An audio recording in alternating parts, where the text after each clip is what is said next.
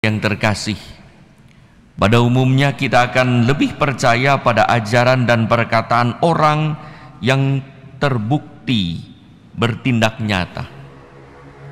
Saat ragu akan apa yang dijanjikan seseorang, kita pun menuntut, mana bukti nyatanya? Namun saat melihat bukti nyata dari tindakan luhur seseorang, kadang kita malah bertanya, terjebak pada asal-usul atau masa lalu orang itu yang secara sosial meragukan. Mana mungkin dia begitu hebat? Dia kan teman kecil kita. Kita mengenal masa lalunya. Saudara-saudari yang terkasih, kita mengenal kisah Saulus, penganiaya pengikut Kristus yang bertobat menjadi Paulus, rasul dan pewarta Injil untuk segala bangsa. Semula Paulus diragukan jemaat di Yerusalem karena masa lalunya. Bukankah dia ini yang di Yerusalem mau membinasakan barang siapa yang memanggil nama Tuhan? Di dalam Kisah Para Rasul 9:21.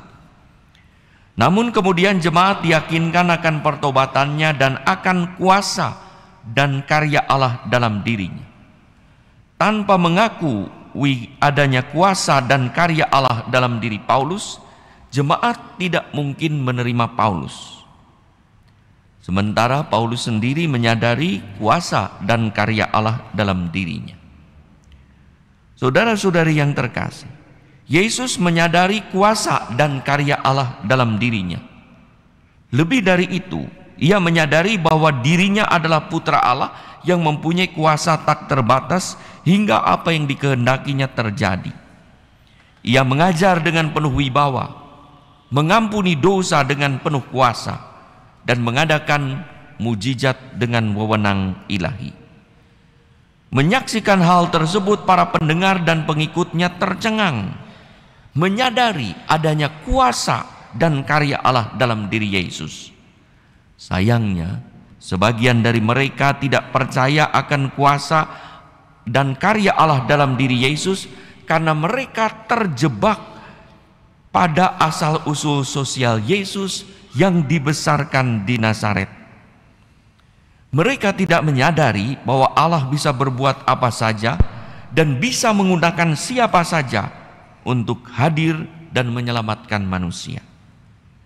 Allah Sang Sabda berkenan lahir menjadi manusia melalui tubuh Maria dan dibesarkan dalam keluarga Nazaret di bawah pimpinan Yosef.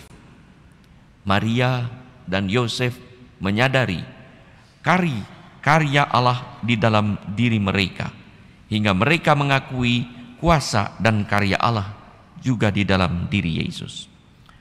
Saudara-saudari yang terkasih, apapun masa lalu dan asal usul kita, kalau Allah berkenan, Allah bisa berkarya dalam diri siapapun, termasuk orang yang dianggap biasa.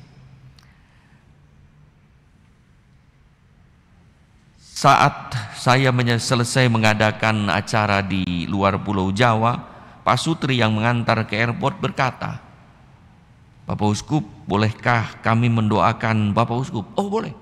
Langsung saya begini, dia mendoakan.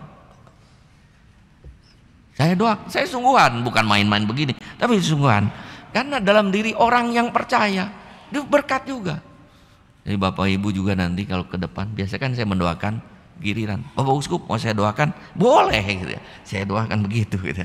Jadi saya berkata, "Oh, silakan," dengan penuh syukur. Saya pun percaya bahwa dalam diri Pak Sutri ini yang percaya ada kuasa dan karya Allah yang bekerja dalam dirinya, maka ia tergerak untuk mendoakan. Jadi boleh siapa saja. Maka mari kita menyadari karya Allah macam apa yang ada di dalam hidup kita.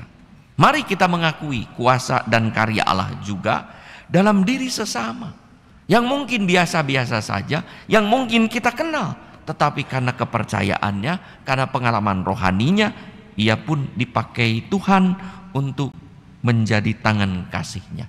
Siapa tahu karya dan kuasa Allah juga bekerja dalam diri saudara-saudari saat ini.